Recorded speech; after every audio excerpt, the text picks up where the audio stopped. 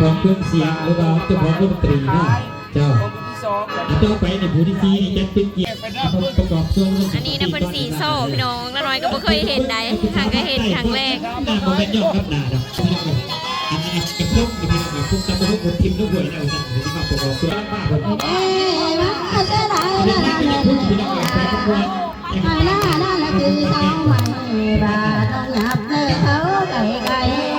หน้าสาวนั้นนั้นเด็กโดนเรียนยังดีเรียนท่าประจำที่เราดีหมดแล้วเพราะนี่ถ้าคุณทิ้งก็ไม่เสร็จมาเลยคนกันอยู่มาทางคุณต้องใส่ตาเด่นไปแก้มเป็นแรงคือจังน้องกันมาความฝันเกี่ยวขึ้นเดียวชิบกับเก่ากันความฝันน้องบอกเกี่ยวโอ้เด้เก่าสุขับหมอต่อที่ดอกคอสีเหลืองเจ้าที่ไปถึงแอวสายเติมผู้ไรปันเจ้าว่ามาถึงแอวที่สายพายน้องปานันนะ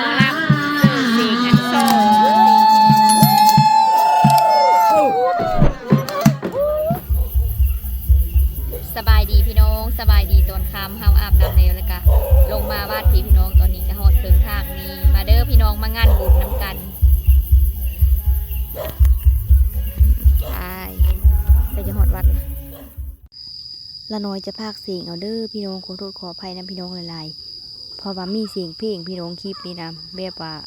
เขาเจ้าเอาวงดนตรีมานะและมีเพลงละน้อยเอาลงนึงแล้วติดพี่น้องเอ้ยโดนลิขสิทธิ์แล้วละน้อยลบคลิปแล้วก็ตัดคลิปใหม่อีกบัดนี้ละน้อยจะปิดเมื่อเสียงเพลงนะพี่น้องละน้อยจะบอกใส่เลยคลิปใดสดใดที่มีเพลงละน้อยจะปิดไว้ละน้อยจะพากเสียงเอาน้อยจะถ่ายบรรยากาศภายในงานบุญคืนนี้ให้พี่น้องเบิ้งงานบุญเผาผู้ไทยเฮาเป็นเลือมาเบิ้งมาชมนำกันเด้อพี่น้องอันนี้ก็จะเป็นกระเจ้าขายปิ้งขายจ้ามไปเลยประมาณนี้ละขายหลายอย่างอยู่มีสาลีต้มน้ำนี่กับปิ้งจ้ามบรรยากาศภายในวัดประมาณนี้ละพี่น้องมีวงดนตรีวงหนึ่งทางคณะกรรมการทางนายบ้านฮะละเอาวงดนตรีลงมาอันนี้จะเป็นบรรยากาศภายในยูโนวัดบรรยากาศมีพอเท่าไม่ได้หลายคนพี่น้องมางานบุญงานศีลนำกันหลายบ้านอยู่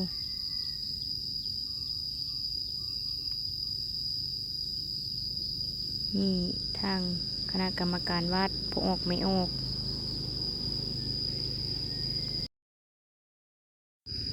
บรรยากาศภายในงานบุญคืนนี้ก็ถือว่าม้วนซื่นคึกคืนหลายพี่น้องมีทางวงดนตรีแล้วก็มีทางหมอลำหมอเคนหมอลำแบบพื้นบ้านสมัยโบราณฮะละมีพอออกไม่ออกลงมาอุปโมทนาว่าอื่นอีกอย่างหนึ่งกับโม่บุญพี่น้องพามาเบิ่งทางเมโคพี่ต้มหวานพี่น้องแล้วต้มอยู่หื่นสาวพิมพ์โพนหื่นลาวอยู่คือวัดนี้ต้มอยู่หื่นลาวแล้วก็เอาลงไปวัดพุนบ้านนี้นะ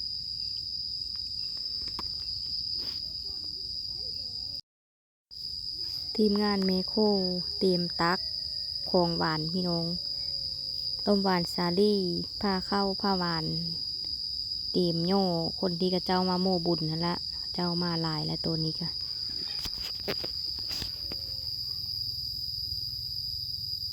น้าได้ไปผู้จัดการทางไมโครพี่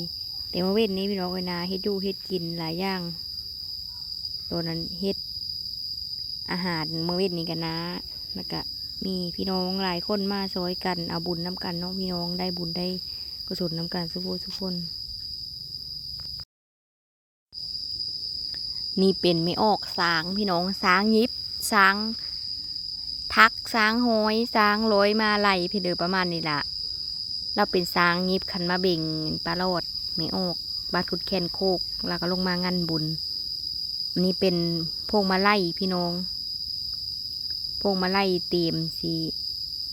ของโคแบบผู้ใหญ่ใจดีมามืออื่นเตรียมไว้ฮะละแต่ผู้ใหญ่ใจดีฟังไทยกับมาบ่ได้ชะโนพี่น้องก็ ก็มีแต่โค้งโคพอออกไม่ออกนำกันนี่ได้มาอื่นนะพวกมาไล่ดอกดาวหึ่งจากศูนย์ละน้อยเองพี่น้องหลายสีผสมกันงามเฮงมีออกพุ่นกระเวาได้พี่น้องเสียดายเด้วะเสียดายผู้ใหญ่ใจดีฟังไทยมากบ่ได้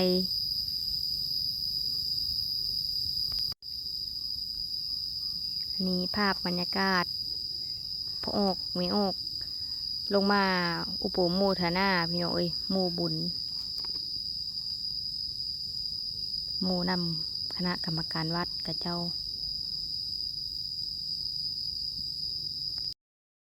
อันนี้กระเมนขันมาเบ่งพี่น้องขันมาเบ่งเอาไว้เฮ่เด้เฮ่บัดเฮ่พระป่ามืออื่นมีขันมาเบ่ง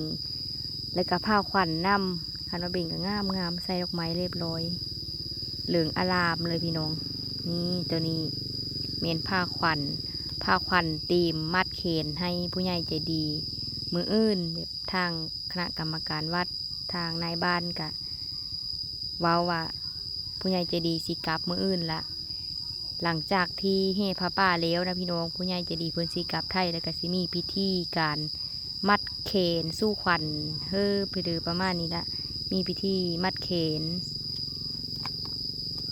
เตะผู้ใหญ่ใจดีเพิ่นก็มาบ่ได้ซ้ำก็มีเตะมืออื่นกะ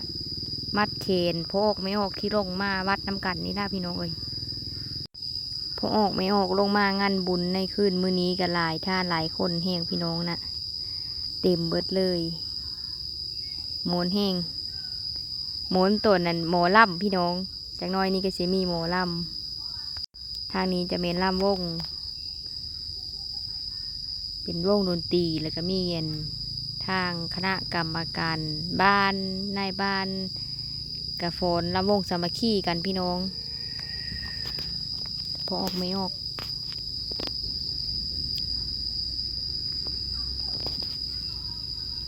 จะเป็นการฟ้อนลำวงเป็นเรื่องน้อยกระบจักพี่น้องเป็นที่ข้องประเภทนี้นี่ละแต่ส่วนหลายกะบ่ค่อยเห็นปะเลยเราแบบว่างานบุญเลยนะมีลำวงนั่นนะพี่น้อง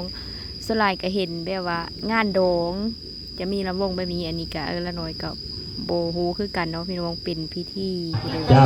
สามีจะกินเกี๊ยวไม่เท่าละน้อยก็ลงมางานบุญได้พี่น้องวันนี้นะปกติกับเพิ่นสุขภาพแข็งแรงกันละบ่ได้ลงแต่ว่าอันนี้นะเสื้อรถลงมาพี่น้องผู้สาวบุญแค่ไหนกับพี่น้องเองคุณคือมานั่งประกอบอะไรผิดกับลงมาทางเพิ่นอยู่บ่ดีเพิ่นบ่สบายเขามิดเลยนะยืมไงมาเด้อพี่น้องมางานบุญน้ำกันยืมนิดนึงเอากะลงมางานบุญนะพี่น้องเอ้ยสบายดีนี่ตุ้มแจ้งเลยสันนอเจ้ามางานบุญน้ำกันเด้อพี่น้องนี่ก็มาอีแล้วพี่น้องเกลเกสถาดีมีเมออกมาอุปโมทนาสาธุเด้อให้เป็นบุญเป็นกุศลท่านไปแล้วให้ไหลมาคือเก่าท่านมือเสาไหลเข้ามือเลงเนาะพี่น้องเนาะ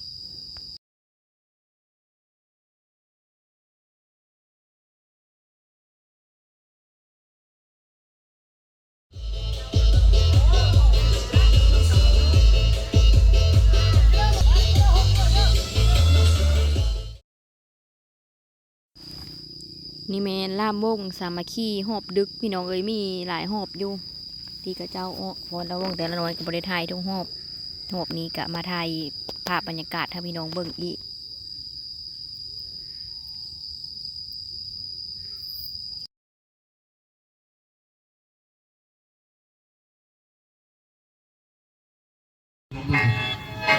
งานบุญเฮาไทยเฮากับแบบนี้นะพี่น้องมีเป่าเคน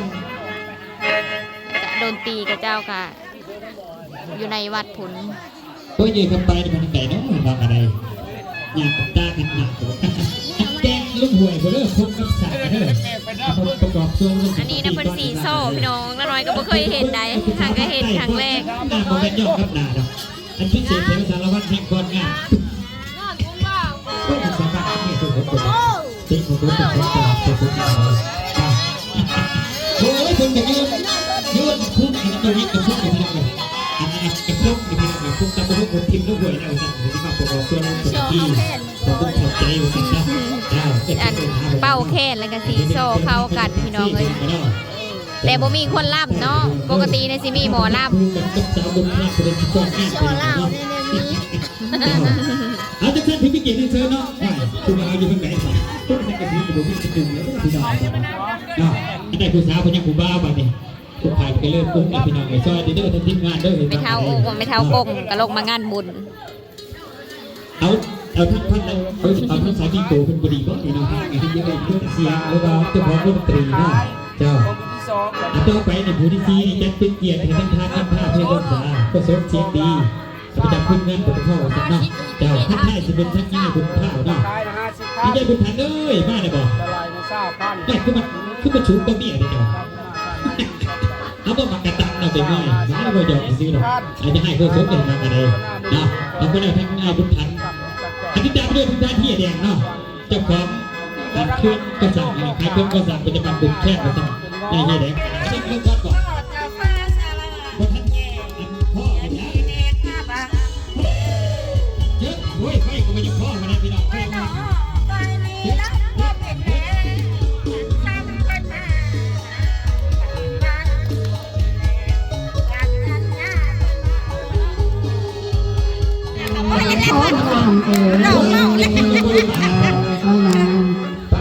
ี่น้องมาเพิ่งโอ้ยให้เอกกับปานกำลังมาผมมาเสียดายนะพี่น้องใส่ขบวนนั่นคือสาวใหม่บาต้องหยับเลยเขาไก่ไก่หน้าสาวนั้นไม่ได้โดนเจ็บใจจดงามนาก็เอ้ย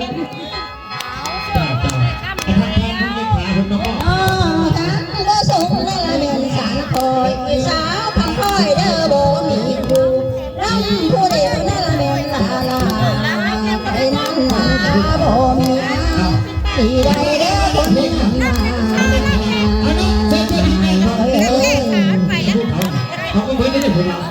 สิมีอันเสียงเพลงแน่พี่น้องเสียงเพลงทางกัน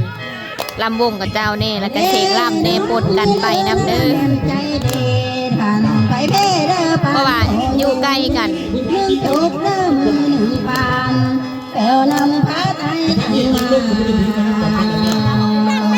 าใจดีน้ำตาหลังปากันสาวหมอลำนั่นละแม่น้ำไหลหาบังเลี้ยงว่านั่นละแม่กะเบาน้ำคอยน้ำตาบ่มีเอาคนแรกเพลงยังขอร้องยายจนจบไปเลยพี่น้องเนี่ยไปดูคุณอาย้อนนั่นโลนั่นเ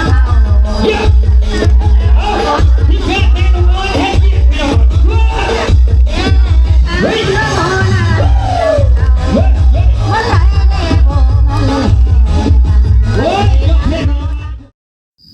หมอลำเพิ่นก็ลำโดนเติมลาพี่น้องก็ยังบ่มีผู้ป้อนขันป้อนธงน้องละน้อยก็ได้ป้อนธงหมอโซ่50,000 กีบแล้วก็ป้อนธงหมอเคน50,000 กีบก็ป้อนขันหมอลำน่ะเซนปลายกีบประมาณ100 กว่าบาทฮะนะพี่น้อง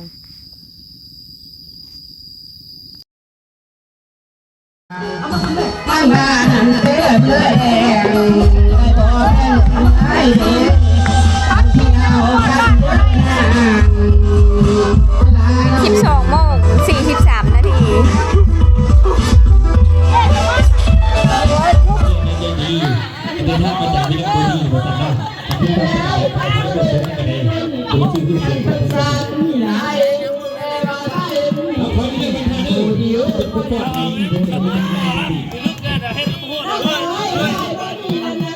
โอ้ยจอมสามคนขึ้นมาครับท่านดวงเอ้ยขอเลยมันเป็นคนเต็มอะไรคุณพ่อในท่านตรงสีเอ้ยขอเลยอาทิตย์นี้ได้เจอท่านสีเป็นกุศลนะถ้าเป็นคนอาเกเกียร์จะมาเป็นเพื่อนนั่นเลยที่คุณพ่อคนคุณพ่อคนนี้ถึงไงหรอคนเดียวเพราะนี่ท่านคุณสีเป็นกุศลมาเลยคนกันอยู่มาทางคุณต้องใส่ตาเด่นไปแก้มเป็นแรงคือจังน้อง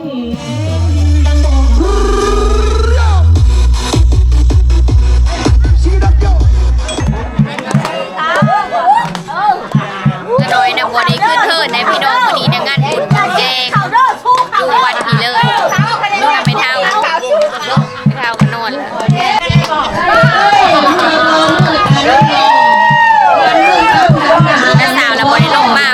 นพี่น้อยตัวนี้ตู้ก็จะบอกปิดแล้วมีเด็กเสียงหมอลำใส่อันเสียงโซ่อะไรกันเสียงแอน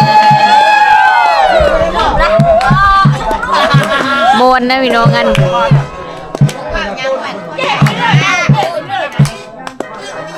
น้องนี่จะได้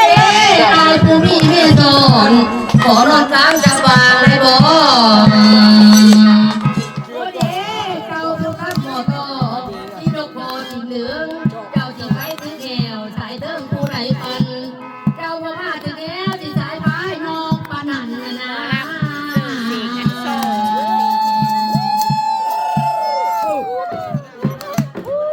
ตายแล้วบาดเชื่อใช่ไปเชื่อหมดตายข้าวเหนียวกินหรอแก่มัน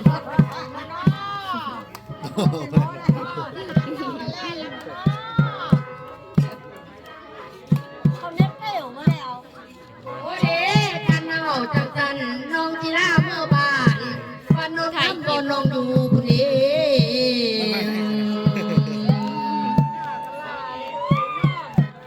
โอ้เด้กันเอาความฝันเกี่ยวขึ้นเดียวชิบกับดาวกันความฝันน้องบอกเกี่ยวพี่พี่บ้าบ่ตาวมานานา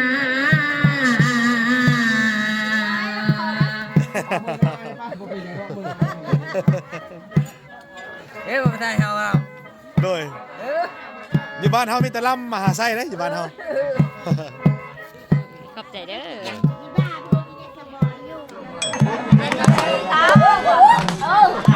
จะโดยนะบัวนี้ขึ้นเทินในพี่น้องวันนี้ในงานบุญแจงดูวันที่เลยไม่เท่ากันนอน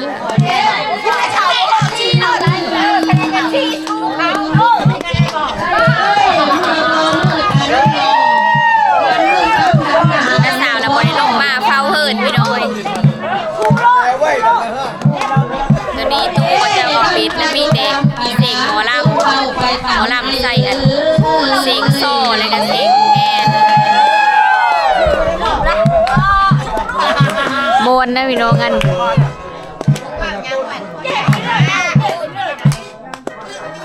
น้องนี่จะได้ไอ้ผู้มีเมียโดนขอนอนกลางจังหวะเลยบ่ ตอนนี้น่ะ4 โมงเช้าแล้วพี่น้องน้าน้อยกับบริขึ้นเฮิรนงานกองบุญ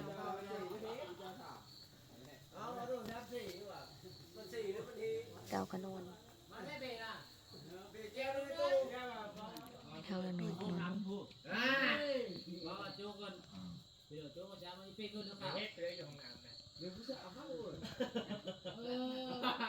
ถ้าไหนสิเฮิรนไปเฮิรนก่อนพอพี่น้องเอ้ยพอกับเมน้าน้อยน่ะเก็บอันบนนั่นสถานที่เมื่อคืนนี้แหละเก็บโกดเหล้าโกดเบไปเลย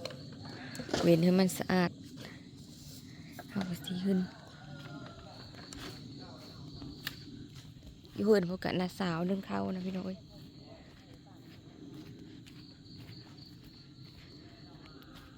สาวมาแล้วก็ใส่บ้านนึ่งข้าว